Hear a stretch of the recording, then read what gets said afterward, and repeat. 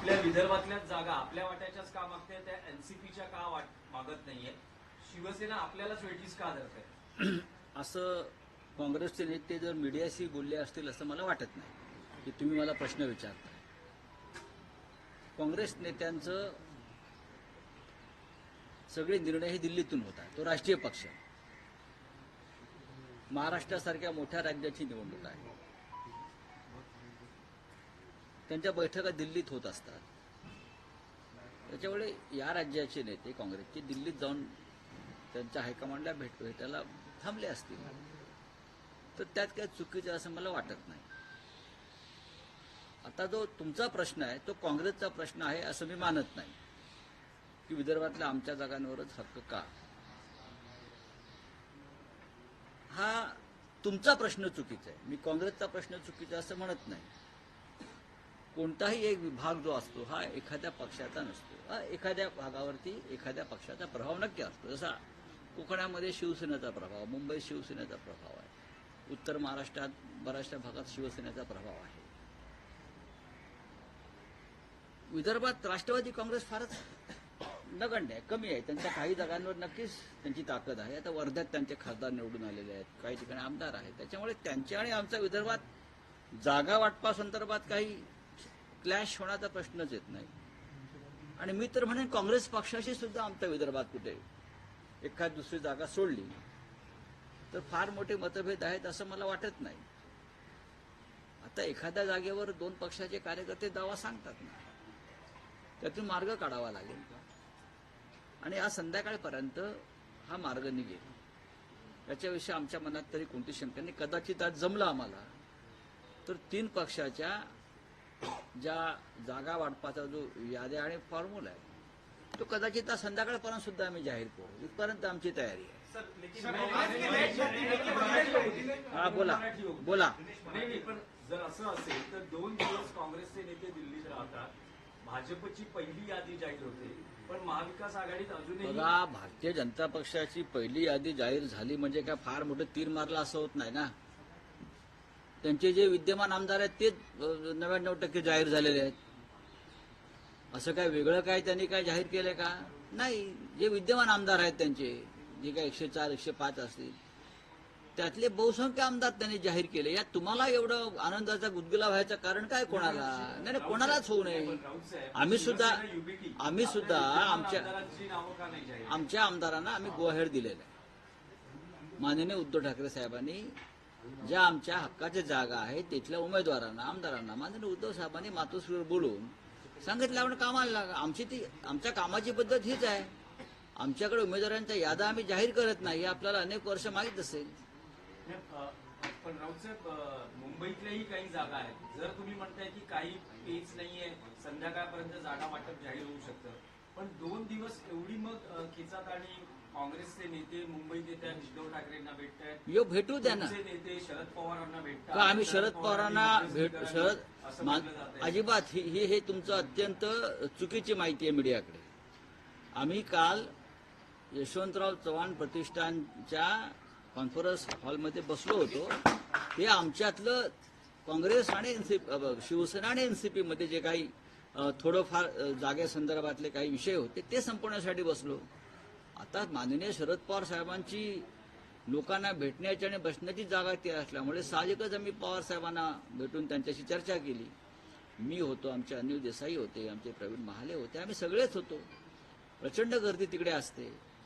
पण तिथे मी, जयंतराव पाटील, सुप्रियाताई सुळे अशा एकत्र बसून आम्ही महाराष्ट्रातल्या जागा वाटपासंदर्भात विशेषतः शिवसेना आणि राष्ट्रवादी काँग्रेस शरद पवार साहेब यांच्या संदर्भात आम्ही चर्चा केली. विदर्भातल्या 12 जागा आहेत ज्या शिवसेनेला सोडायच्याच नाहीत असा एक सूर जो आहे तो काँग्रेस नेत्यांनी मल्लिकार्जुन खरगे यांच्याकडे. मला असं वाटत नाही असा काही सूर लागला असेल. बरं का, सूर असे लागत नाहीत ना, मग सूर बिघडतात सगळ्यांचे. असे सूरबीर काय लागत नसतात. खरगे साहेबांशी सुद्धा आमचा संवाद चालू आहे. काँग्रेस हायकमांड हे कायम समंजस भूमिका घेणारी एक संस्था आहे. झारखंडमध्ये सुद्धा निवडणुका आहेत. आता झारखंडचंही बातमी वाचली मी की झारखंडमधल्या मित्र पक्षात आणि काँग्रेस पक्षामध्ये काही मतभेद आहे. विशेषतः हेमंत सोरेन राष्ट्रीय जनता दल आणि काँग्रेस निवडणुकीच्या आधी जागा वाटपात अशा प्रकारचे थोडेसे राग लोभ रुसवे होत असतात. त्याच्याकडे फार गांभीर्याने पाहू नका. आम्हाला शेवटी एकत्रच निवडणुका लढायच्या आहेत. काँग्रेसचे नेते म्हणतात की सहकार्य कोण? करत नाही शिवसेना. कोण म्हणतंय? काँग्रेसचे नेत्यांनी ना- मल्लिकार्जुन खरगे नाव सांगताय तुम्ही, नाव सांगू शकता. विदर्भातील काँग्रेसचे नेते हे नाही, पण जिल्ह्यामध्ये ठाण मांडणार आहे की बारापैकी एक नेते- जागा सोडायची. राज्यातले काँग्रेसचे बहुतांश नेते दिल्लीत आहेत. अहो त्यांना जावंच लागेल. अहो त्यांच्या बाळासाहेब अहो थोरातांपर्यंत सगळे दिल्लीत आहेत. त्यांचे सगळ्यांचं म्हणणं हेच काँग्रेस आहे. पक्षाचे अध्यक्षच दिल्लीमध्ये बसतात.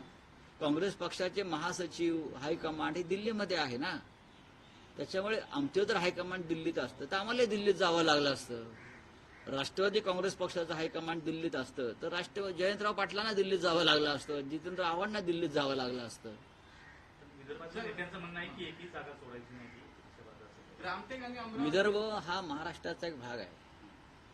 संयुक्त महाराष्ट्राचा एक भाग आहे. हे मी तुम्हाला सांगू इच्छितो. विदर्भ स्वतंत्र नाही. विदर्भ हा महाराष्ट्राचाच एक भाग आहे. एवढंच मी सांगू इच्छितो. सर रामटेक आणि अमरावती जर शिवसेना लोकसभेला सोडली होती तर मग आता काँग्रेस एक पाऊल मागे का येत नाही नाही, एक पाऊल पुढे मागे जाण्याचा प्रश्न येत नाही. जेव्हा आम्ही एकत्र निवडणुका लढण्याचा विचार करतो तेव्हा अनेक विषयामध्ये प्रत्येकाला एक पाऊल मागे किंवा पुढे करावं लागतं. राऊत साहेब, एक फक्त मराठीतला प्रश्न आहे की सर्वोच्च न्यायालयाचे न्यायमूर्ती सरन्यायाधीशांनी म्हटलं की अयोध्येचा निकाल हा देवाला साकडं हो, घातलं आणि त्यानंतर- म्हणूनच त्यांनी नरेंद्र मोदींना आपल्या घरी गणपतीच्या आरतीला बोलवलं होतं. ते संविधानावरती विसंबून नसून, कायद्याचं पुस्तक त्यांच्यासाठी महत्त्व नसून, त्यांना जे साक्षात्कार होतात त्या साक्षात्कारावर विसंबून ते बहुतेक निर्णय घेत असावेत की काय असं लोकांच्या मनात येऊ शकतं. हा, ईश्वराची इच्छा काय त्यापेक्षा संविधानाची इच्छा काय. शिवसेनेला न्याय देऊ नका अशी ईश्वराची इच्छा नक्कीच नसणार. विष्णूच्या 13व्या अवताराची असेल आणि त्या विष्णूच्या 13व्या अवतारानं जर त्यांना काय साक्षात्कार दिला असेल म्हणून जर आमचा निकाल विधानसभा संपल्यावर किंवा विधानसभेची मुदत संपल्यावर सुद्धा लागणार नसेल तर नक्कीच मी सरन्यायाधीश साहेबांचं पायाचं तीर्थ प्यायला तयार आहे. कारण ते विष्णूचे 14वे अवतार असू शकतात. सर आज बऱ्याच शिवसैनिकांनी तुमची भेट घेतलेली हा? आहे. महाराष्ट्रातले बरेचसे शिवसैनिक माजी आमदार आहेत, नाशिकचे पण आहेत. आमचे कार्यकर्ते आहेत, पदाधिकारी आहेत. निवडणूक काळामध्ये तिळगुळ घ्या, गोड बोला, संक्रांत नसली तरी करावं लागतं. सीट बंटवारे को लेकर शिवसेना ठाकरे गट है सांगली लोकसभेप्रमाणे अशा अनेक जागा विधानसभेसाठी देखील मागत असेल तक्रार की हायकमांडकडे केली. सांगलीप्रमाणे आम्ही सांगलीप्रमाणे या शब्दाला आमचा आक्षेप आहे. जर आम्ही असं म्हटलं, मी काय कुठल्या पक्षाचं नाव घेत नाही, की कोल्हापूरप्रमाणे, रामटेकप्रमाणे, अमरावतीप्रमाणे आमच्या हक्काच्या जागा कोणी प्रेमानं घेत असेल आणि आम्ही देत असू तर त्याच प्रेमानं आम्हाला काही जागा मिळाव्यात असं जर आम्ही म्हणालो तर कोणाला वाईट वाटू नये. बोलिए. बंटवारे को लेकर मौजूदा स्थिति क्या है? एक दूसरा, क्या कांग्रेस की लेट लतीफी की वजह से महाविकास आघाड़ी का फॉर्मूला जो है अब तक सामने नहीं पाया है? लिस्ट भी जारी बात नहीं ऐसी नहीं है. कांग्रेस की लेट लतीफी या और किसी की बात नहीं है. आज शाम तक पूरा मामला खत्म हो जाएगा. कांग्रेस का हाईकमांड दिल्ली में बैठता है, उनके निर्णय दिल्ली में होते हैं. तो भारतीय जनता पार्टी के नेता या हमारे यहाँ के शिंदे गुट के नेता, उनके भी बॉसेस दिल्ली में है.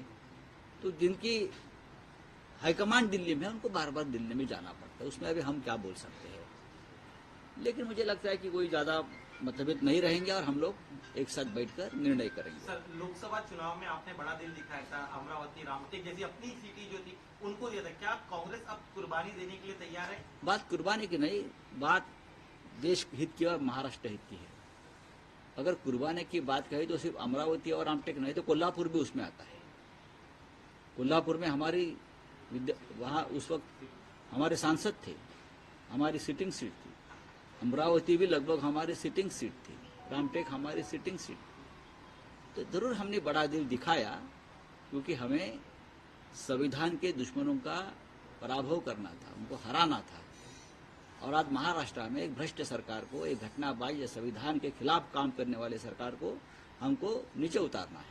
बिल्कुल सर, संविधान की रक्षा की बात आप लगातार कर रहे हैं। महाराष्ट्र कांग्रेस के नेताओं का जो रवैया रहा है, आपने पहले कुछ दिन पहले भी कहा कि वो सक्षम नहीं फैसले लेने में। आपको लग रहा है सर उन्हें जमीनी हकीकत का एहसास नहीं हो रहा? मैं ये नहीं कहूंगा, देखिए हम सब राजनीति में सालों साल से काम करते हैं, लेकिन हर पार्टी को लगता है कि मेरे कार्यकर्ता को उम्मीदवारी मिलनी चाहिए। जैसे हमको लगता है, एनसीपी को लगता है, वैसे उनको भी लगता होगा। लेकिन ये आघाड़ी है, ये अलायंस है, सबको अपने अपनी भूमिका रखने का अधिकार जरूर है, लेकिन जब सीट शेयरिंग की बात आती है तो सबको थोड़ा बहुत त्याग भी करना पड़ता है, एक कदम पीछे भी लेना पड़ता है। सर, क्या आप जिससे हमेशा करते हैं शिवसेना या फिर एनसीपी तैयार है, आपको लग रहा है कांग्रेस की भूमिका त्याग करने कांग्रेस के लिए तैयार हुई है? कांग्रेस एक राष्ट्रीय पार्टी है और भारतीय जनता पार्टी से भी बड़ी पार्टी है। अब ये कांग्रेस तो हर विश्व में भी अनेक अनेक राष्ट्र में भी कांग्रेस के नाम से बहुत सी पार्टियां हैं, जैसे अफ्रीका में है और किसी तो बड़ी पार्टी है, बहुत है। बड़ी पार्टी के साथ हम क्या बात करें भाई? तो दिल्ली में उनका हाईकमांड है, उनसे बात हो रही है।